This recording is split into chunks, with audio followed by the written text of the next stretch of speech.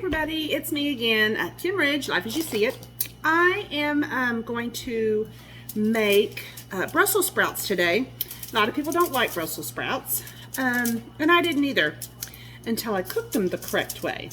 There's many ways you can cook them. You can, of course, add bacon if you want, but I'm trying to watch my weight. I went back on Weight Watchers again, so I'm going to air fry them with just a little bit of olive oil and some salt.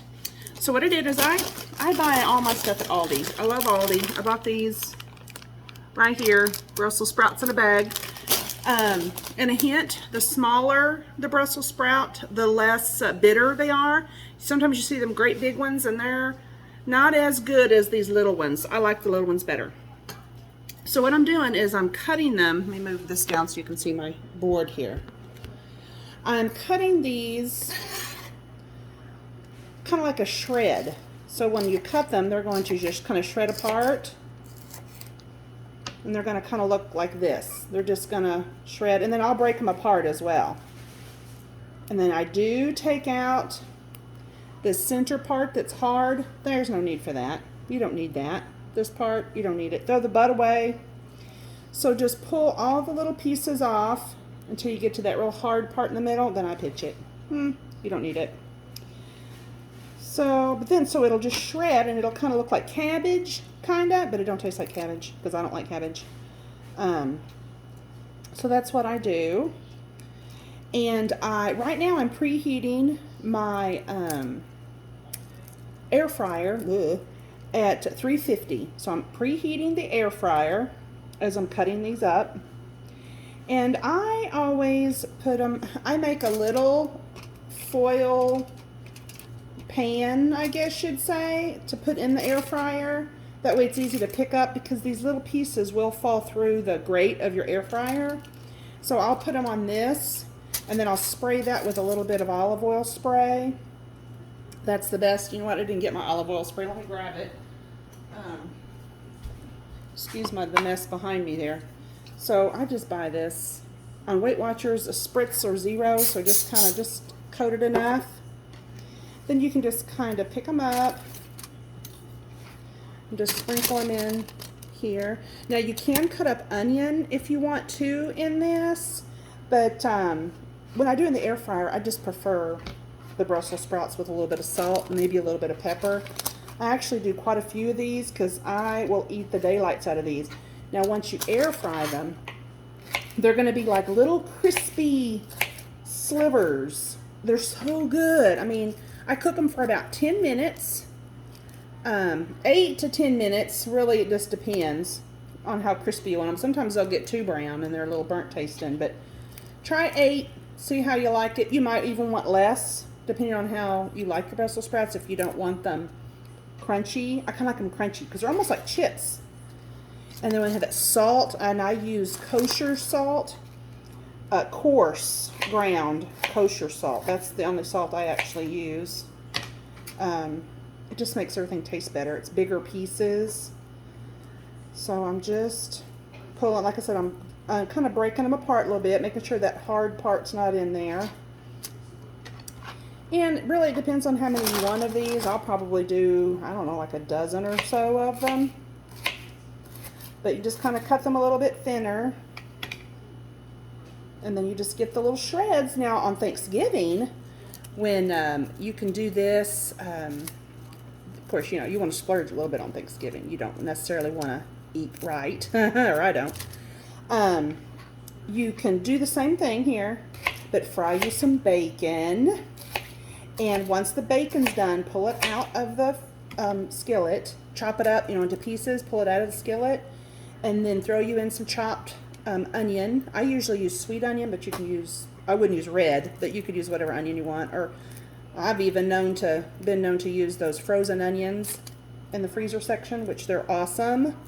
If you're just using onion for an accent, like I would be for that. So fry up a little bit of onion in your bacon grease.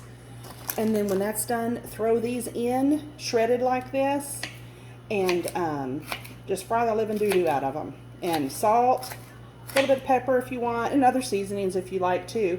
And then at the very end, I'll chop up some dried cranberries and kind of throw those in there and let them just get warm. You don't really need to cook those much.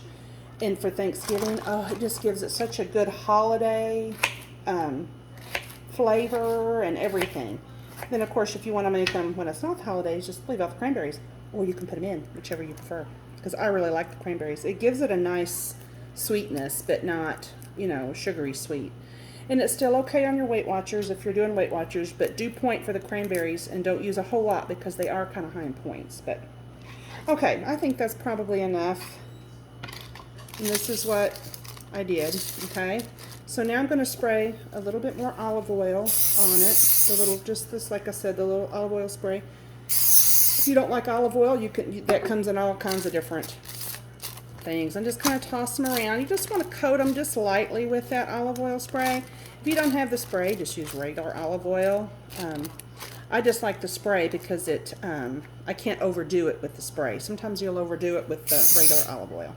Okay, so now let me get the salt. I have not got myself together here. Okay, I keep my salt in the salt well. This is the kosher salt. It's a little bit, see if you can see it on my finger. It's a little bit more coarse ground. I don't know if you can see that or not, if it's focusing.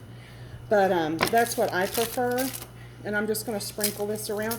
It doesn't require much because this is a thicker salt. Now, if you're going to use a sea salt, then you might want to use a little bit more because sea salt is not as salty, for lack of a better word, as regular iodine salt. So, and I don't even know if this is iodized anymore, but okay, so that's that.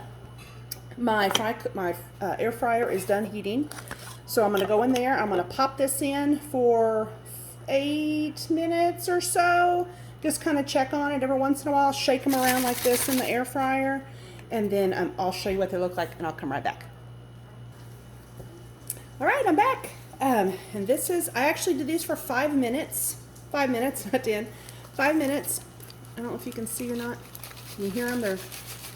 They're nice and crunchy. And I'll show you some up close here. See how they're a little bit browned, but they're like crunchy? You hear that? They're so good. Perfect. These are actually very good. So 5 minutes at a preheated